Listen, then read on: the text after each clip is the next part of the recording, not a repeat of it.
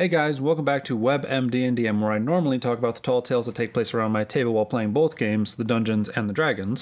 However, now it is time for our monthly unboxing video where I show off the contents of one of the monthly subscription-based boxes similar to Loot Crate but with an RPG-style twist. Our box returning for this month is Dungeon Crate. Now, the last couple of boxes by Dungeon Crate didn't actually have a theme, but it looks like going forward starting in July they actually will be doing themes. So this month doesn't have a theme, but next month it appears that the theme is going to be Thieves Guild, including a adventure that appears to be going off of one of the plot hooks that was left behind in the Xander's Lost Orb adventure from last month. So that'll be an interesting thing to look forward to next month. Now, as this is not a sponsored video, this is just something that I do for fun.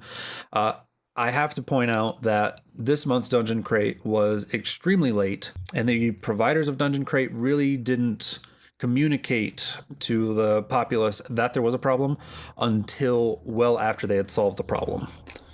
Like, they printed the mailing label back June 5th, and then they mailed the box June 24th.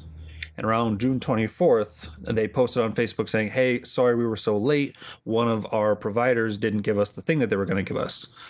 However, I still would have liked it if they had informed us that there was a problem before fixing it, because I was still left in the dark wondering if I was going to get this month's box or not. But enough about the behind the screens administration aspect. Let's crack into this. So, right off the top, we've got our Dungeon Crate, here's what is provided list. It looks like there's going to be 8 things inside of it, as well as their digital crate stuff, but that's separate, so we'll get to that later. Next up, we have a giant D20 from the folks over at Metallic Dice Games. This is their blue-white with gold numbers mega acrylic D20. And honestly, I think it'll go great with the Woodcraft D20 that they gave me last month. So that'll be neat. And I'm starting to get a couple of dice going. Next up, we have what appears to be a wallet with D20 design on it, as well as on the back here, I think it actually has like character notes. I think that's what they're showing off. So that's neat. I personally am a fan of more the mono black leather wallet, but I could probably give this as a gift to somebody, so that's nice. Next up, the folks at Dungeon Crate actually put stickers into their own boxes. We have a couple of them right here. One of them's a Dungeon Crate one, and then I'm pretty sure this is also one of them. As far as I can tell, this is a sticker.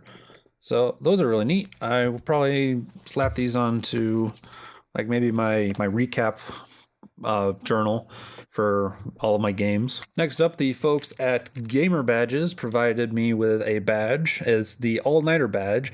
So if I've stayed up 24 straight hours gaming, I've earned the All-Nighter badge. Yay for coffee. And the bearer of this badge may take a quick nap mid-game once per game per month.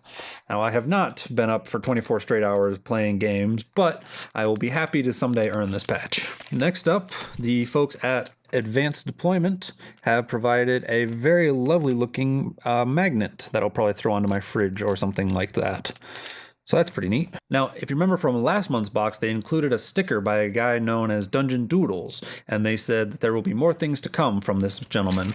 And this month's box, they made good on that promise, because they included 4 buttons produced by the Dungeon Doodles folks.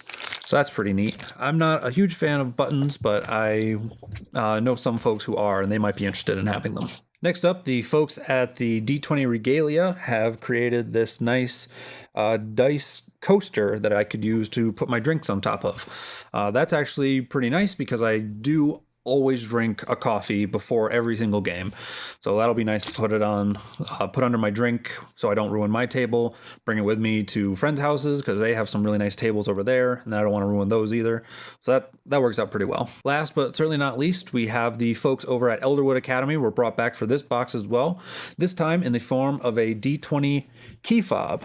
So you can see that it's that, and this is fairly nice. It feels like either real leather or possibly pleather, and I will be happy to use this for my keys when my Darth Maul Lego keychain runs out. So that was Dungeon Crate's June box. I definitely enjoyed the Giant D20 because that is a cool novelty item. I don't know if I'll use it because I do have my preferred player killers already. I enjoyed the key fob. It was very well made. A couple of things that they didn't include in this box that I really missed. I enjoyed the handcrafted inspiration token and the D6 from last month's box, as well as the Adventure Xander's Lost Orb.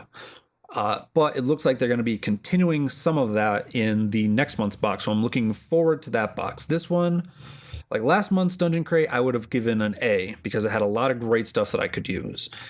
This month's, I'd give it more of maybe like a B, B minus. It had a lot of interesting novelty items, but not a lot of stuff that I could use as a Dungeon Master. But hopefully next month's will be even stronger, and I can't wait to see it. I can't wait to hear what your guys' thoughts are on all of this. As always, leave comments, questions, all sorts of critiques down in the doobly-doo down below. I hope you all have a lovely day. Until I see you next time, take care.